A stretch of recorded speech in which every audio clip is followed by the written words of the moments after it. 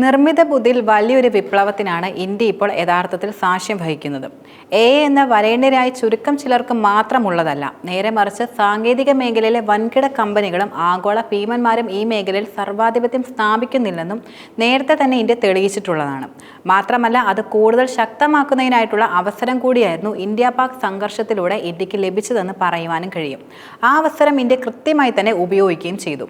മാത്രമല്ല, ഇന്ത്യ പാക് സൈനിക സംഘടനത്തിൽ രാജ്യത്തിന്റെ ബഹിരാകാശ പരിജ്ഞാനം, ഇലക്ട്രോണിക്സ്, അതുപോലെ കൃത്രിമ ബുദ്ധി ഉപയോഗിച്ചുള്ള കമ്പ്യൂട്ടറിംഗ് വൈദഗ്ധ്യം എന്നിവയുടെ വിജയകരമായ സംയോജനം ഏറെ ലോകശ്രദ്ധ നേടിയിരുന്ന കാര്യങ്ങളാണ്.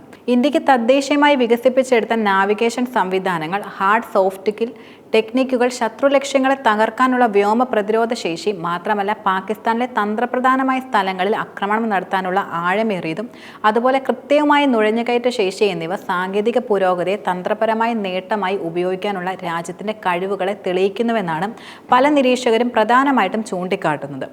ഈ സാഹചര്യങ്ങൾക്കിടയിൽ ആർട്ടിഫിഷ്യൽ ഇന്റലിജൻസിന്റെ സഹായത്തോടെ ആദ്യമായി Su-57M യുദ്ധവിമാനം വിജയകരമായി പരീക്ഷിക്കുകയും അതുപോലെ റഷ്യ തങ്ങളുടെ അത്യാധുനിക വ്യോമ പോരാട്ടങ്ങളുടെ ഭാവിക്ക് പുതിയ നിർവചനം നൽകിയിരിക്കുകയുമാണ്. ഇത് യഥാർത്ഥത്തിൽ ഇന്ത്യക്ക് കൂടിയാണ് ഗുണകരമാകുന്നത്. അമേരിക്കൻ പ്രതിരോധ നിരീക്ഷകരെ യഥാർത്ഥത്തിൽ അമ്പരപ്പിച്ചതാണ് ഈ നീക്കം. റഷ്യൻ നിർമ്മിത സുഖോയ് വിമാനങ്ങളുടെ വലിയ ശേഖരമുള്ള ഇന്ത്യക്ക് ഒരു തന്ത്രപ്രധാനമായ അവസരമായി ഇത് മാറുകയും ചെയ്യും. മാത്രമല്ല, പരിചയസമ്പന്നരായ ടെസ്റ്റ് പൈലറ്റ് സെർജി ബോഗ്ഡാന്റെ നേതൃത്വത്തിലായിരുന്നു ശരിക്കും Su-57M ആദ്യ സഹായത്തോടെയുള്ള ഈ പറക്കൽ.